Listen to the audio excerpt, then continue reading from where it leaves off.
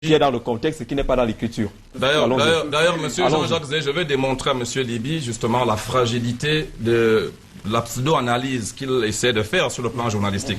Je vais lui dire que je ne fais même plus seulement de l'analyse journalistique. J'entendais quelqu'un dire le journaliste c'est bac plus 3, je suis monsieur Atanamanda au moins minimalement à bac plus 6. Allez vous renseigner. Ça, il faut qu'on dise les choses aux Camerounais parce que les gens viennent faire du bluff ici. Je n'admets pas l'imposture et le bluff. Et maintenant, je reviens. J'ai entendu deux choses, monsieur Libi. La première des choses, j'ai la parole. J'ai la parole. J'ai la parole. Il ne faut pas non mentir au peuple. On va y arriver. Attendez, s'il vous plaît, s'il vous plaît. Allons-y à l'essentiel. Vous étiez à l'essentiel. devant moi, vous n'étiez pas le plus brillant. Monsieur Tchala était votre Yaoundé. Vous n'avez pas eu la moyenne de la sortie de l'examen. On organisera une émission. Il y a des émissions qui vont avec ce genre de débat. N'importe quoi. À l'université de Yaoundé, au département des sciences du langage. Sa Majesté, il y a des émissions. Merci. Permettez que je précise quand même, Chantal Roger-Tule, Charles Atanamanda. Il y a des émissions qui sont faites pas sur Canal 2, qui existent ailleurs. Vous irez avec les CV, vous irez avec les CV là-bas et vos pédigris. Mais ici, on parle d'un sujet qui nous intéresse. Allons-y à la réaction par rapport à la bagarre. Je ne vais pas je vais répondre à monsieur Libi sur deux points. D'abord, je l'ai entendu dire que le président de la République, s'il avait conçu les hôpitaux, eh bien, il n'irait pas se faire soigner. Je pense qu'il faut un peu d'humilité pour certains jeunes Camerounais. Vous savez, à force de vouloir faire les intéressants, de jouer au brillant, plus brillant que tout le monde, finalement, on joue passablement à la bête. Je vais être gentil. Parce que les hôpitaux, Paul Biya en a construit. Je vous mets au défi de me prouver le contraire. Vouliez-vous, monsieur Libi, que je vous parle des hôpitaux, n'est-ce pas, généraux de référence qu'il y a au Cameroun?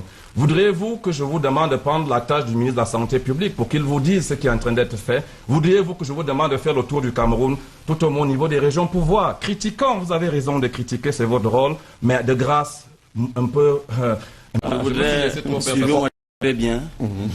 C'est très douloureux de voir un homme qui ne sait pas faire le distinguo entre la qualité et la quantité. Vous pouvez faire un décompte très brillant des années d'études, me faire montre d'une criade d'inconsistance substantielle. Puisqu'on parle de l'Assemblée, je voudrais dire, l'Assemblée s'occupe des hôpitaux. Et je voudrais vous dire qu'au Cameroun, il y a des hôpitaux de 5 catégories, depuis les hôpitaux généraux jusqu'au centre de santé intégré. Et que les chiffres disent que le standard mondial, le standard fixé par les Nations Unies, personnel santé pour 1000 habitants, c'est 2,5. Au Cameroun, on en est à 0,63. Bien plus, on est à 1 médecin pour 15 000 habitants. Allez donc me dire que ça, c'est avoir des autos, on va voir. Maintenant, pour revenir à l'Assemblée nationale, je voudrais... Très bien, vous savez, à l'Assemblée nationale... Puisqu'on aime les auteurs, c'est Pascal qui disait, au Parlement.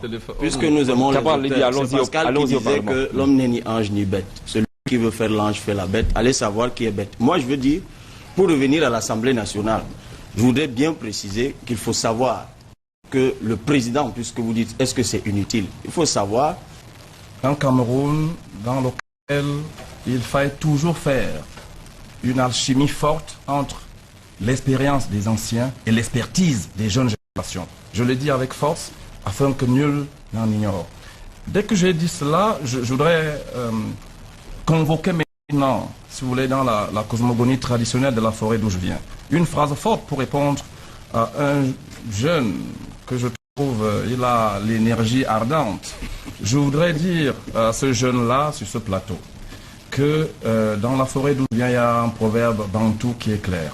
Si dans l'espace public vous rencontrez un jeune qui s'empresse de prendre l'ongbette, l'ongbette c'est une espèce de bouillie traditionnelle réservée aux anciens, avec quelques connotations de gourmandise, il ne fait pas du mal au ongbette, il fait du mal à sa bouche. Je n'en dirai pas plus, comprennent qu'il faut. C'est noté. Et maintenant j'en arrive. Question de dosage quand même. Aucun pays ne se bâtit sans, ne me faites pas dire ça, aucun pays ne se bâtit sans des hommes d'expérience. Mais les hommes d'expérience sont ceux-là qui ont porté du fruit. Non par leur longévité, mais par leur efficacité. Du coup, dans la cosmogonie Bassa, moi je suis Bassa, dans le Mbok, il y a donc une distinction entre Mbok le col et Mbok en Corenton. Et il y a un dicton justement de chez moi qui dit que un vieux qui tue les jeunes est un mauvais vieux, il faut le tuer. C'est pour ça qu'il y a les bons bonbons et les mauvais bonbons. On préserve les bonbons l'école. Du coup, c'est un bonbon qui intimiderait les jeunes avec des allusions aux Mbet qui feraient du mal à leur vie. Dans la cosmogonie Bassa, il faut les tuer. Et quand vous évoquez la situation de l'Assemblée nationale, c'est ça le problème. Je pense que le marasme que connaissent ou que traversent depuis très longtemps les jeunes au Cameroun est aussi pour beaucoup tributaire de l'excès de respect à l'endroit des aînés, qui nous font profondément du mal. C'est de ça qu'il est question. Vous avez des vieux qui se comportent comme des Camerounais en transit. Tout à l'heure, on parlait du sucre. Vous allez dire, je reviens du sucre. Mais allez savoir qui est à la tête du sucre. Allez quitter le sucre, allez à l'Assemblée, vous y êtes allé, allez dans les partis politiques. Et là, je ne parle pas d'un seul parti politique, soit dit en passant. On parle de ces gens qui spolient un État. Mais on parle de la patrie. Vous me parlez de marche patriotique. Et on va dire pourquoi les gens n'ont pas adhéré, tout le reste. Quelle est cette partie qui ne profite qu'à un, que certains vieux détruisent? Quand des gens spolient un État, détruisent un État, sans se soucier un seul instant de ce que leurs enfants seront, de ce que les enfants de leurs enfants seront, vous me dites de respecter ces vieux, vous me demandez de respecter celui qui me tue, vous me demandez de respecter celui qui détruit mon avenir. Vous parlez de l'Assemblée, oui, on pourrait s'attarder sur le bureau. En réalité, un président d'Assemblée ou de Parlement, c'est un primus inter pares. À la vérité, qu'est-ce qu'il a à faire comme attribution spécifique, si ce n'est de recevoir le serment du président et de désigner et de saisir le Conseil constitutionnel. Tout le reste, il coordonne le travail parlementaire. Mais effectivement, avec des gens qui sont là depuis 40 ans, de quelle impulsion voulez-vous rentrer dans les fonctions d'un Parlement, au-delà de la fonction de représentation, la fonction de contrôle? Elle n'existe pas. Parce que vous avez des gens qui eux-mêmes se sont empêtrés dans des histoires qu'ils ne veulent plus contrôler.